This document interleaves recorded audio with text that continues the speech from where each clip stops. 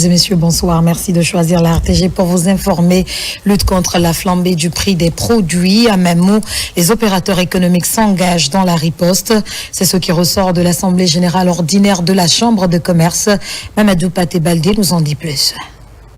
La Chambre régionale de commerce, industrie et artisanat de Mamou s'engage à promouvoir les échanges, la production industrielle et artisanale.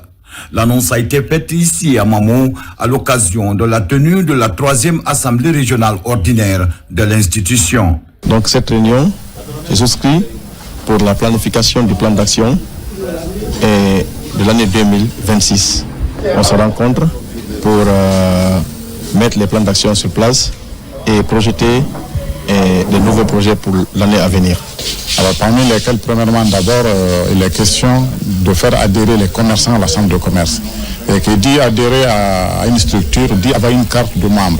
Également, il sera question de procéder à la formation. Si les uns et les autres ne connaissent pas leurs droits et leurs devoirs, ça peut créer pas mal de soucis comme conflit de compétences. En perspective, un plan d'action opérationnel a été élaboré dans lequel les opérateurs économiques ont décidé d'offrir aux populations des produits de qualité à des prix raisonnables et surtout de lutter contre les produits prohibés. Ils ont identifié beaucoup d'actions à réaliser pour l'année 2026. Ces activités, nous allons les soutenir, nous allons les appuyer. Nous allons voir quelles sont les dispositions à prendre pour leur octroyer un site approprié pour la construction du siège, parce que vraiment la Chambre du commerce régional et de l'artisanat des Mamou est à remercier. Ils sont dans la vision de son Excellence, Monsieur le Président de la République, chef de l'État, chef suprême des armées, général Mamadi Doumbouya. Après avoir présenté le bilan de leurs activités durant l'année écoulée et les difficultés rencontrées, les antennes régionales et préfectorales réunies au sein de la CICIAG ont défini leurs objectifs pour l'exercice 2026. Jeunesse et agriculture, on inspire déjà des résultats concluants. La filière maïs attise la convoitise pour obtenir un résultat concret. La Chambre nationale d'agriculture réagit favorablement à la requête des jeunes de Nabaya. Plus de 100 millions de francs guinéens sont injectés dans le secteur. Diamant Kaba revient sur la cérémonie officielle de remise de chèques. Suivez. À Cancan, au centre de recherche agronomique de Bordeaux, une petite ambiance festive pour accueillir un financement agricole. Par cette remise d'un chèque de plus de 100 millions de francs guinéens, la Chambre nationale d'agriculture réalise sa promesse. Principale bénéficiaire, la coalition des jeunes de Nabaya. Permettez-moi, au nom de la coalition, d'adresser nos sincères remerciements et notre profonde gratitude à la Chambre nationale d'agriculture et à son président, M. Suleiman Apache Berete, pour son appui constant à la promotion du secteur agricole, inscrit parmi les priorités du gouvernement guinéen sous le leadership éclairé du président de la République, général Mamadi Doumbouya. Résolument engagé depuis la prise du pouvoir du 5 septembre 2021 à faire de l'agriculture un véritable choc de développement de notre pays qui cadre avec le projet Simandou 2040, dont le secteur de l'agriculture vient en première ligne. La bonne nouvelle vient vitaliser le secteur du maïs et galvaniser la coalition des jeunes de Nabaya pour le respect des engagements. Pour atteindre ces enjeux, la Chambre nationale d'agriculture dévoile ses multiples attentes. Nous attendons de la coalition le respect des engagements qui déjà clarifie notamment la mise en œuvre effective de ces projets de production de 10 hectares de maïs. Nous attendons de la coalition de produire le maïs et de les faire écouler conformément au cahier des charges qui a été signé. Jeunes et agriculture a tout son sens ici pour lutter contre le chômage. Le leadership du président de la Chambre nationale d'agriculture, Suleiman Berete, traduit la même motivation du chef de l'État. Dans le domaine du transport, l'autorité de régulation du secteur fluvio-maritime examine la gestion financière de la structure. C'est en faveur de la session ordinaire du conseil d'administration pour le compte de l'exercice 2025. Des innovations dans le secteur ont aussi été évoquées. Mohamed de Camara, Abraham Christophe Conté. L'une des missions de l'autorité de régulation du transport fluvio-maritime est de fixer les normes en matière d'exploitation du trafic dans les chenaux des fleuves, également programmer et contrôler le mouvement des navires et des remorqueurs, entre autres. Les acteurs impliqués dans cette mission sont en conclave pour statuer sur le document que la direction générale a soumis au Conseil, mais également se pencher sur les réformes que l'autorité compte engager dans ce secteur névralgique de l'économie guinéenne. La session nous a permis d'examiner et d'approuver ces documents importants de gestion, notamment le rapport de gestion du premier semestre, mais aussi pour le reste de l'année, réajuster le budget pour permettre à l'autorité d'accomplir et de mettre en œuvre les activités qui sont prévues pour le reste de l'année. Cette session ordinaire du Conseil d'administration exercice 2025 est axée sur le rapport de gestion du premier semestre. Au cours de cette même session, d'autres propositions ont été soumises au Conseil pour la bonne marche de l'autorité de régulation. Le Conseil d'administration, comme à l'accoutumée, a été disposé de nous accompagner pour justement réaliser les objectifs qui sont les nôtres.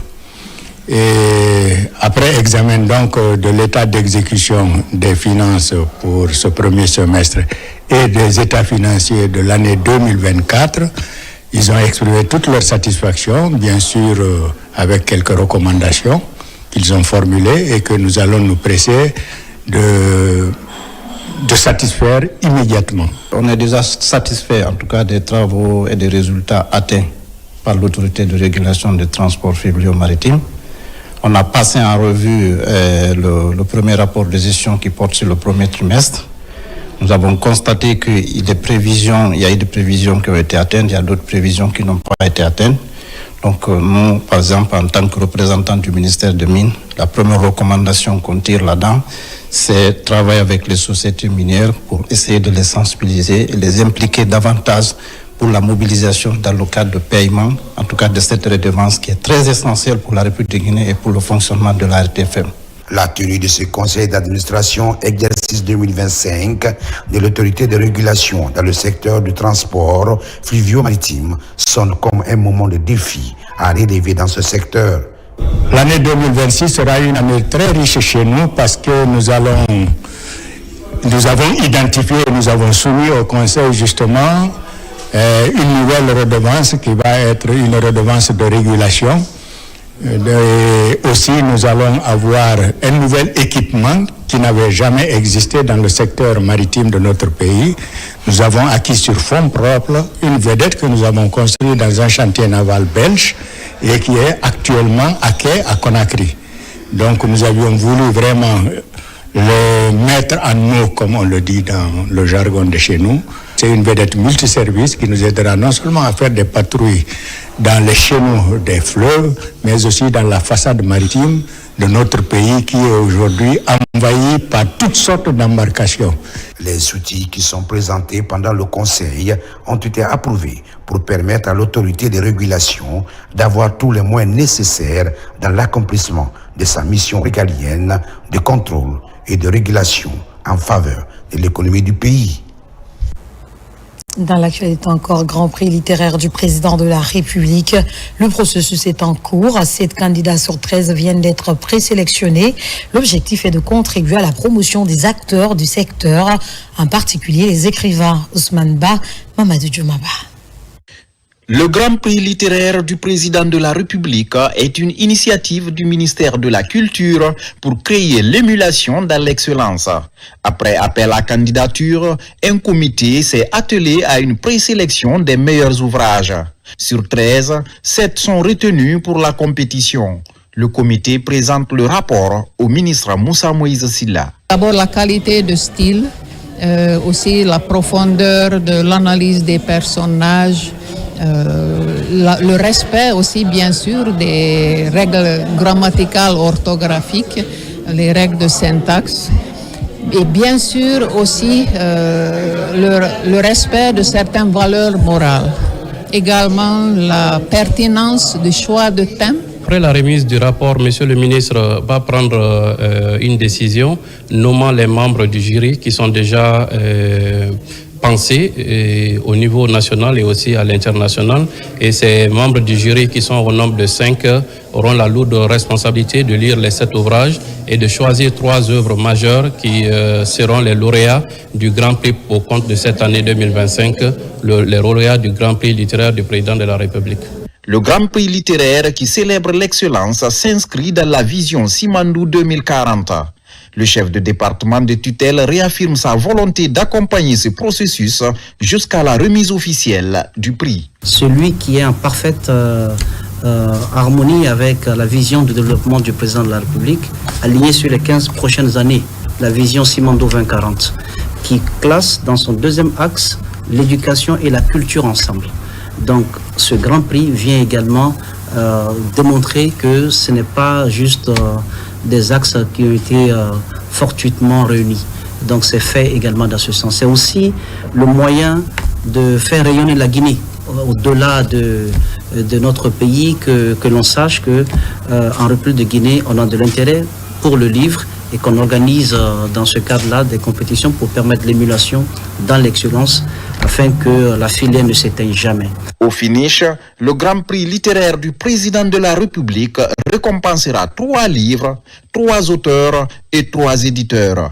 En marge de cette rencontre, le prix Mila du meilleur promoteur africain du livre 2025 est présenté au ministre.